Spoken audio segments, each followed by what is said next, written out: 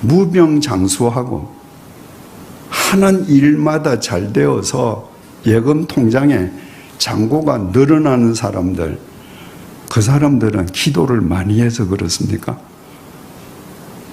그 사람들은 믿음이 좋은 진짜 예수쟁이들입니까? 그 사람들은 정말 회개의 삶을 살기 때문에 무병장수하고 경제적으로 덕을 보면서 사는 것입니까? 마태복음 16장에는 그 유명한 예수님과 베드로의 문답이 있었습니다. 예수님께서 가이사랴 빌립보에서 제자들에게 물으셨습니다. 얘들아, 너희에게 나는 누구니? 그랬더니 제자들을 대표한 베드로가 주는 그리스도시요 살아계신 하나님의 아들입니다 라고 고백했습니다.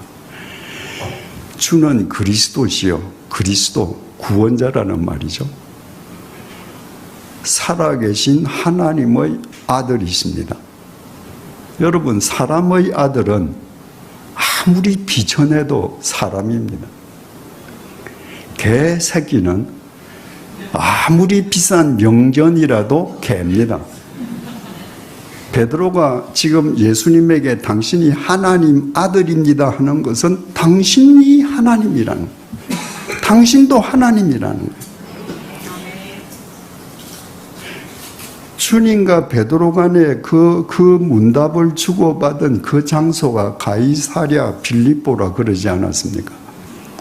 가이사랴 빌립보는 분봉왕 헤롯 빌립이 로마 황제 카이사르를 위해서 신도시, 대도시를 만들고 그 도시에 로마 황제의 칭호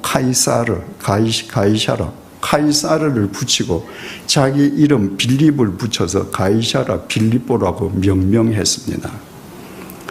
로마 황제의 이름이나 카이사르 칭호가 붙은 도시에는 반드시 그 도시의 가장 중요한 지점에 로마 황제의 신전이 있었습니다. 당시 로마 황제는 인간으로부터 경배받는 지상의 신이었습니다. 지금 베드로가 예수님을 향해서 당신이 구원자요, 당신이 성자 하나님이십니다 라고 고백한 것은 황제의 신전이 인간을 압도하는 그 황제의 도시에서 저 신전에서 인간의 경배를 받는 로마 황제가 하나님이 아니라 비록 남루한 행색일망정 나사렛 예수 당신이 하나님입니다. 당신이 가진 것은 아무것도 없지만 삼권을 장악하고 있는 로마 황제가 우리를 구원할 구원자가 아니고 바로 당신이 구원자십니다. 주님께서 반석과도 같은 그 베드로의 고백을 받으시고 그 고백 위에 나의 교회를 세우리라고 천명하시지 않습니까? 그래서 교회란 주님을 구원자로, 주님을 성자 하나님으로 믿는 사람들의 모임입니다. 교회의 주인은 목사나 장로, 헌금 많이 하는 교인이 아니라 주님이십니다. 주님께서 내 교회를 세우신다고 했거든요. 이처럼 가이사랴 빌립보에서 주님께서 어떤 존재이신지 그리스도, 성자 하나님이심이 밝혀졌기 때문에 주님께서 제자들에게 당신께서 어떻게 인간을 구원하실지를 비로소 밝히십니다. 마태복음 16장 21절입니다. 이때로부터, 이때는 예수님께서 구원자시요 성자 하나님이심이 밝혀진 이때로부터 예수 그리스도께서 자기가 예루살렘에 올라가 장로들과 대제사장들과 서기관들에게 많은 고난을 받고 죽임을 당하고 제3일에 살아나야 할 것을 제자들에게 비로소 나타내시니. 이 이전까지는 이 구원 사역을 제자들에게 밝힐 수가 없었습니다. 제자들은 주님과 함께 하지만 주님이 메시아요 하나님의 아들이신 걸 모르고 있었거든요. 제자들이 알았기 때문에 비로소 당신이 고난 당하시고 부활하실 것을 이야기하십니다. 인간을 구원하시기 위해서는 당신이 십자가에서 인간의 죄값을 대신 치르시는 제물로 돌아가시고, 그리고 당신이 사흘째 되는 날 죽음을 깨트리고 부활하심으로 인간에게 영원한 생명의 길을 줄 수 있기 때문이었습니다. 이 구원사역을 밝히신 거예요. 마태복음 7장 17장 22절에서 23절입니다.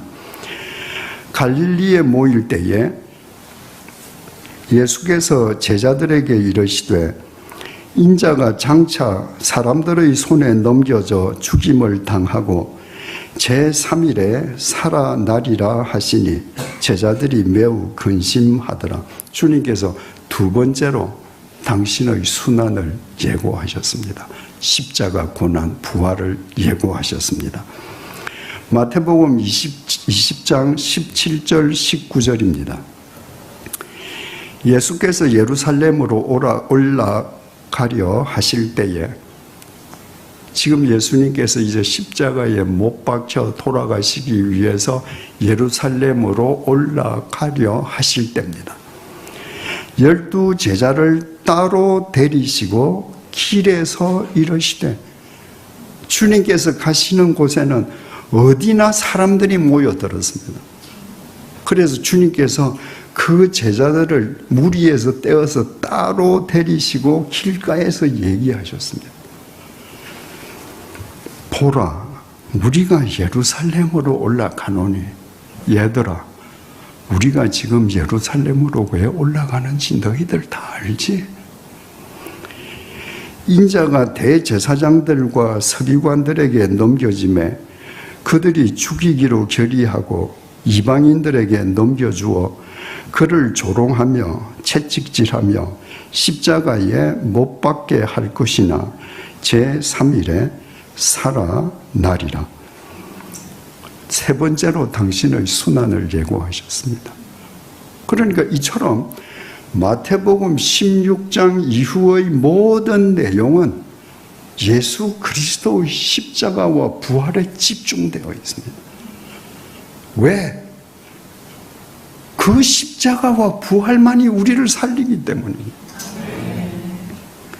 마태복음 16장 이전에서 내가 병이 들렸는데 예수님에게 가서 만나서 병이 나았다고 하십시다. 그 사람이 영생합니까? 아닙니다. 육체의 병이 아무리 나아도 우리 육체는 때가 되면 흙으로 소멸합니다.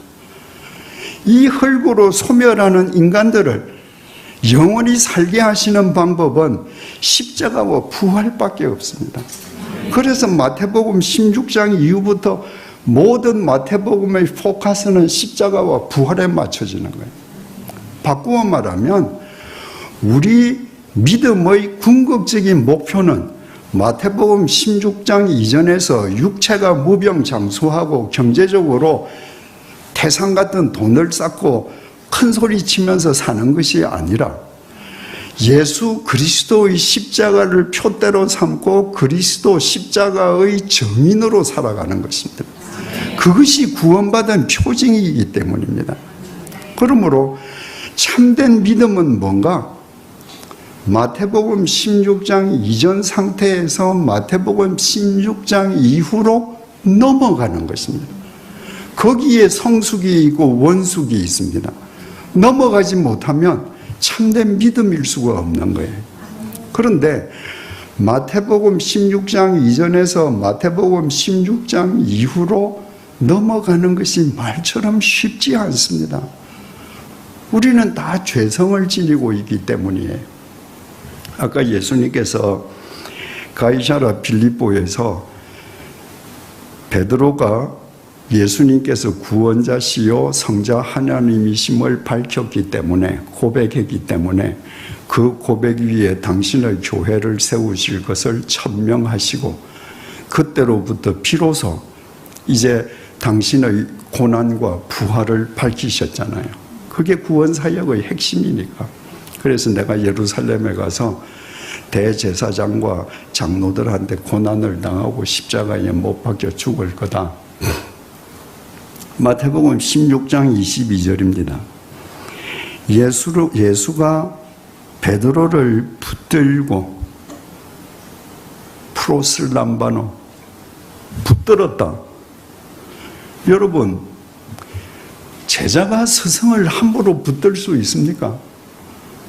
지금 방금 베드로는 예수님을 가리켜서 당신이 성자 하나님이라고 고백하지 않았습니까? 인간이 어떻게 하나님을 붙듭니까? 이 단어 뜻은 옷자락을 낚아챘다는 말입니다. 베드로가 예수님의 옷자락을 낚아채면서 항변하여 이르되, 항변하다, 에피티마오, 야단쳤다는 겁니다. 베드로가 지금 예수님을 야단치는 겁니다. 주여, 그리 마옵소서, 이 일이 결코 주께 미치지 아니하리이다. 우리나라 성경은 고상하게, 아주 젠틀하게, 예의 있게 이렇게 번역이 되어 있습니다. 여러분, 헬라어에는 존댓말이 없습니다. 베드로가 한 말을 베드로 심정 뉘앙스 그대로 옮긴다면 예수님의 옷자락을 탁 낚아채면서 너 앞으로 그런 말 하지 마. 너한테는 그런 일이 절대 안 일어날 거야. 방금 자신이 하나님이라고 고백한 예수님에게 어떻게 이렇게 불경한 짓을 할 수 있습니까? 베드로가 입으로는 예수님이 하나님이라고 고백했지만 그의 심중은 여전히 마태복음 16장 이전에 머물러 있기 때문입니다. 마태복음 16장 이전의 관점으로 보면 하나님이 인간에게 고난을 당한다. 있을 수가 없는 거예요. 그러니까 이 하나님이 잠시 착각했구나. 내가 옷자락 잡고 야단쳐야지. 너 그런 소리 하지 마. 그런 소리는 절대 일어나지 않아. 마태복음 16장 24절입니다. 이에 예수께서 제자들에게 이르시되 누구든지 나를 따라오려거든 자기를 부인하고 자기 십자가를 지고 나를 따를 것이니라. 여러분, 이 구절을 뒤집으면 무슨 말이 됩니까? 나를 따르려거든 누구든지 자기를 부인하고 자기 십자가를 지고 나를 쫓아라. 이 말을 뒤집으면 네가 아무리 나를 쫓는다고 해도 네가 너를 부인하지 않으면, 네가 네 십자가를 지지 않으면 너는 나를 쫓는 거 아니야. 너는 나를 쫓는다고 착각하는 종교적인 열심가 일뿐이야. 그 말이야. 네가 나를 따르려거든, 누구든지 나를 따르려거든 자기를 부인하라. 그 자기가 어떤 자기입니까? 마태복음 16장 이전에서 자기 육체의 안일만 꾀하는 자기를 부인하라. 그것 부인하지 않으면 마태복음 16장 이후로 넘어오지 못한다. 자기 십자가를 지라. 2000년 전에 십자가는 사형수를 죽이는 형틀입니다. 그러니까 십자가 하면 당시 사람들은 다 아는 거죠. 십자가는 죽음의 상징입니다. 자기 십자가를 져라. 너 스스로 십자가에 너를 못 박아라. 네 자신을 죽여라. 어떤 자신을? 마태복음 16장 이전의 너를 십자가에 못 박아 죽이지 않으면 너는 결코 마태복음 16장 이후 십자가의 예수와 부활을 따르는 그리스도인이 될 수 없다. 마태복음 16장 25절입니다. 누구든지 제 목숨을 구원하고자 하면 잃을 것이요 누구든지 구원하고자 하는 제 목숨은 어떤 목숨이에요? 마태복음 16장 이전 목숨입니다. 마태복음 16장 이전에서 누구든지 더 잘 살려고, 더 건강하게 살려고, 더 오래 살려고 아무리 발버둥 쳐도 결국은 잃을 것이요, 한 줌의 흙으로 소멸될 것이요, 누구든지 나를 위하여 제 목숨을 잃으면, 누구든지 십자가의 증인이 되기 위해서 마태복음 16장 이전의 자기를 못 박으면 찾으리라. 영원한 생명을 찾으리라. 두 번째 질문입니다. 오늘 한국 교회 교인들 대부분이 바라는 거, 무병장수하고 건강하게 살아가는 거, 손대는 사업마다 다 잘 되는 거, 자식들이 다 잘 되는 거, 그건 믿음이 좋기 때문입니까? 기도를 많이 했기 때문입니까? 그 장본인이 회개의 삶을 살기 때문입니까? 결코 아닙니다. 이제 방금 앞에서 바울의 경우를 들어서 말씀드렸지만 결코 아닙니다. 여러분, 내가 병이 들어서 교회의 문턱을 넘을 수 있습니다. 내가 건강해지려고. 내가 가난하기 때문에 정말 주님의 은혜로 경제적으로 좀 넉넉하게 살고 싶어서 교회의 문턱을 넘을 수 있습니다. 여러분들 전도할 때 그렇게 하시잖아요. 교회 오면 병 낫는다고, 교회 오면 일 잘 된다고. 그래서 나의 병약함과 나의 가난함은 교회의 문턱을 넘을 수 있는 좋은 동기부여가 됩니다. 그런데 평생을 나는 무병장수하고 돈 많은 사람으로 살 거야 라고 한다면 그 사람은 마태복음 16장 이전에 갇힌 사람이고, 그 사람의 믿음은 믿음이 아니라 미신입니다. 여러분, 믿음과 미신의 차이는요, 자기 변화 유무에 있습니다. 믿음은 예수 그리스도의 진리가 절대 생명인 것을 알아서 그 진리 앞에서 나를 날마다 부인해가는 사람입니다. 그러면 변화해가요. 마태복음 16장 이전의 사람이 16장 이후의 사람으로, 십자가의 사람으로 변화해 갑니다. 미신은요, 내 주머니에 있는 돈과 나의 재주로 신을 달래고 얼루어서 신을 변화시키려는 겁니다. 내가 지금 이런 거 하려는데 신, 당신이 좀 봐줘요. 미신은 절대 자기는 변화되지 않습니다.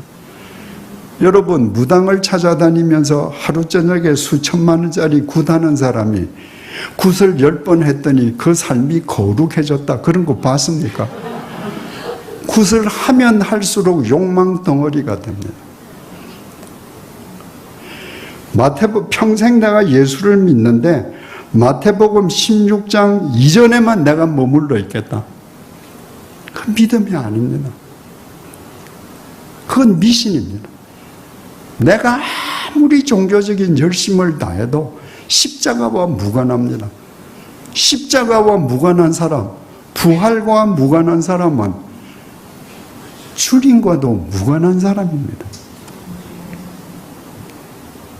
그래서 16장 이전에 있는 사람은 날마다 자기를 부인하면서 자기의 그 삶의 정황을 좋은 믿음의 동기부여로 삼아 16장 이후로 넘어가는 사람이 되어야 합니다.